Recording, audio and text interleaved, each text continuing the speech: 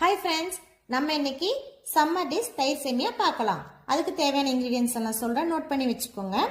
150 gram பேம்பினோ வெர்மிச்சுல்லி, 1 cup beat பண்ண தயிர், தாளிக்கு தேவையான இன்கிரீடியன்ஸ், ஃபைனல் டச்சப்பாக தேவையான ஃப்ரூட்ஸ் அண்ட் ட்ரை ஃப்ரூட்ஸ் எடுத்து வச்சுருக்கேன். இப்போ சேமியாவை வேக வைக்கலாம். 1 கப்புக்கு 3.5 கப் தண்ணி ஆட் பண்ணி அந்த சேமியாவை ஒரு 5 நிமிஷம் மட்டும் பாயில் பண்ணுங்க. ரொம்ப நேரம் பாயில் பண்ணீங்கன்னா சேமியா உடஞ்சி குழஞ்சு போயிடும். ஏன்னா நம்ம திரும்ப தயிரில் மிக்ஸ் பண்ணணும். ஸோ அந்த அளவுக்கு வேகணும்.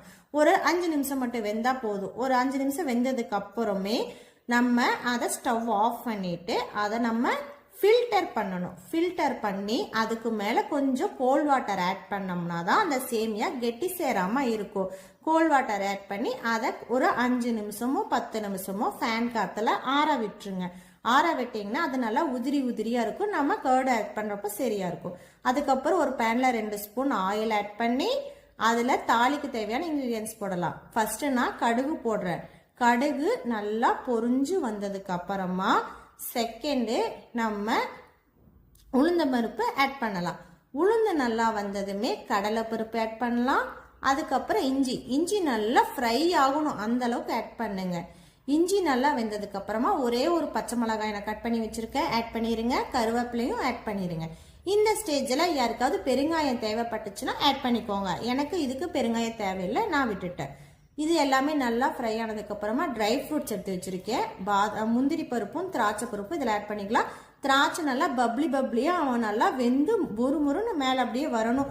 அது வரைக்கும் நல்லா சாட்டே பண்ணிட்டுருங்க. அதுதான் உங்களுக்கு. இப்போ நல்லா ஃப்ரை ஆகிட்டாங்க எல்லாருமே. அதை எடுத்து வச்சிடலாம். நம்ம இப்போ ஆற வச்ச சேமியாவில் அந்த பீட் பண்ண கப் தயிரை நான் ஆட் பண்ண போகிறேன்.